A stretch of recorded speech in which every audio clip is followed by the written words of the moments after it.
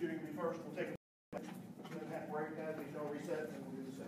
Thank you, sir. Is everybody ready? Yep. All right, Director. Everybody set? Okay, great. I'm Director Ron Lenve, the Director of Investigations and Homeland Security.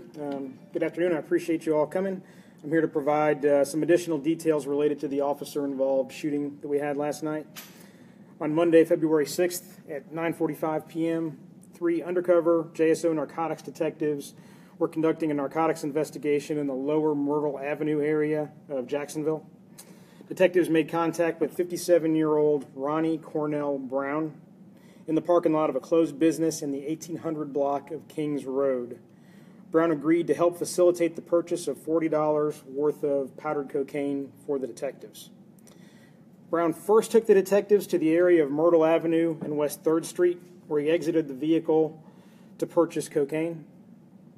Brown returned to the vehicle a short time later and told the detectives he was unsuccessful in purchasing the cocaine and directed the detectives to another location in the 1500 block of West 5th Street.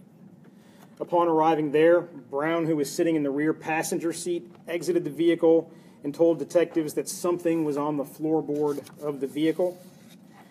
As the detective that was seated in the back seat next to him was looking down distracted at what appeared to be 2 baggies of powder cocaine on the floorboard of the vehicle, suspect Jerome Keith Allen approached the passenger side of the vehicle. Allen was armed with what appeared to be a small, dark-colored handgun and pointed the gun through the open front passenger side window of the vehicle at the detectives.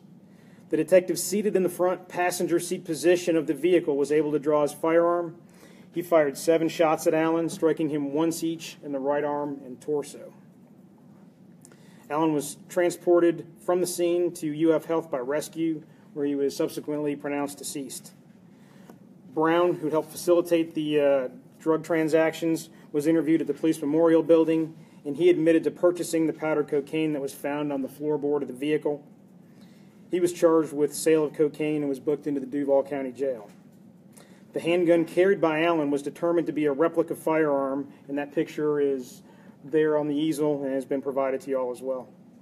Ronnie Brown and Jerome Allen both have lengthy criminal histories to include multiple drug charges, and documents detailing their criminal histories and photographs will be circulated by the PIOs after we're done.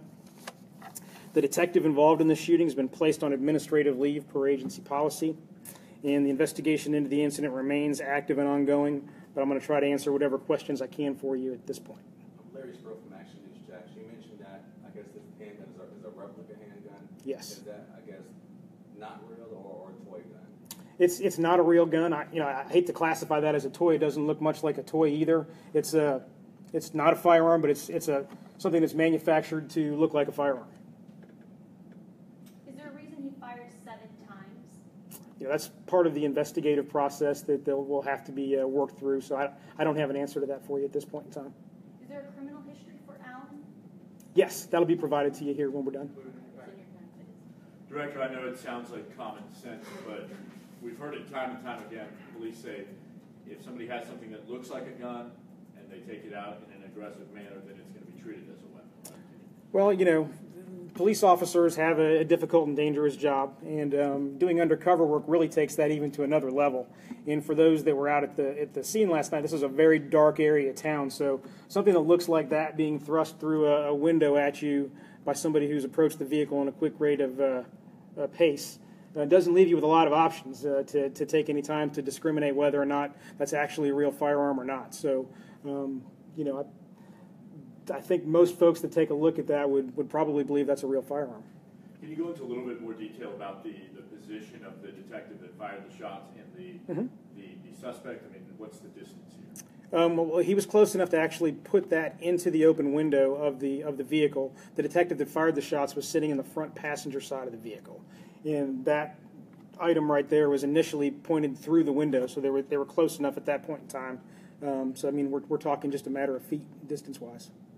I guess we were hearing, different stories as far as the suspect placing the gun against the officer. Is that any truth whatsoever? Yeah, I spoke last night and today, and I've never said that, so I'm not sure where that came from.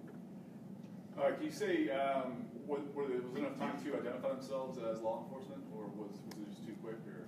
As far as the verbiage that took place, that's all still being investigated. I don't have that information. They were undercover at that point in time, so they weren't wearing police markings at that point in time.